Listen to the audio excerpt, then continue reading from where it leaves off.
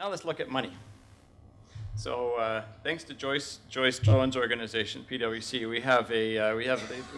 they put out this amazing report once a quarter, and some of you may look at it. It's called the MoneyTree report, and they put one out for life sciences. So this is for the last 3 years. Where did venture capital money go in the medtech sector? How did it ebb and flow?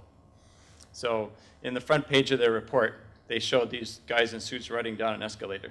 So they were kind of showing that the last quarter there's been a drop. But you can see by looking back over time, there's lots of ups and downs. It's kind of spiky on a quarter-to-quarter basis how much venture capital there is. Another thing that's interesting, if you haven't looked at these reports before, is that therapeutics is massive relative to diagnostics. So if you're on the diagnostic side, you may not realize that therapeutics are actually much easier to get capital in. Or maybe they just require more capital. It's kind of hard to distinguish.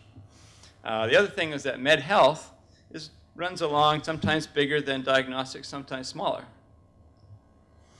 So what I like to do about once a year is take these, and then I go in and count how many pixels tall each of those little bars are and break them apart. So, and so here's here's what it looks like if you aggregate those things by year. And so it tells you that basically we're running along the last 2 years at record levels of venture capital investment, and it's been very stable.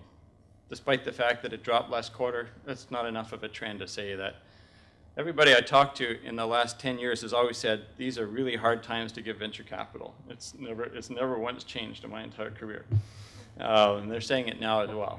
And so it's hard for me to take that overly seriously. The venture capital companies are announcing new funds closing. Certainly a number of the companies that we've talked to have been able to close financing. It may not have been as great as 4 quarters ago when all of a sudden you had lots of off-term sheets, but overall in history, this is not a bad time. Now let's look in a little bit more detail. This is breaking up the med health, the diagnostics, and the therapeutics, and unstacking them. So what it says is that, and I was kind of expecting med health, which is all that digital health stuff everybody's been all excited about, to take off, and it hasn't. It's been sitting there doing this with therapeutics or with diagnostics for the last 3 years. And so we're still waiting for that revolution, which doesn't seem to be coming. So watch this space. In terms of whether earlier stage or later stage is getting all the money, well, later stage obviously takes more money than early stage, so it's always going to be the case. There's going to be more money there. But it's been fairly stable at about 3 to 4 times, up and down. The later stage spiked up the last 2 quarters, but the earlier stage did not. So it's not the case that suddenly venture capital got way easier or got way harder. Let's look at geographics. If you look at breaking out where the money goes, this is the critical mass thing, right? Look where it goes. It goes to Boston, it goes to Minneapolis, it goes nowhere else.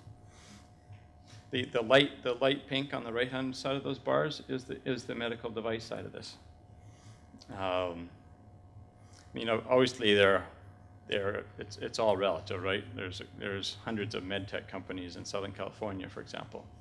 Probably if we did just the device side of it, which they don't publish, maybe if you gave them enough money, they'd tell you all what the other numbers were. But then you'd find Irvine in there, and you'd find Austin in there, and so on.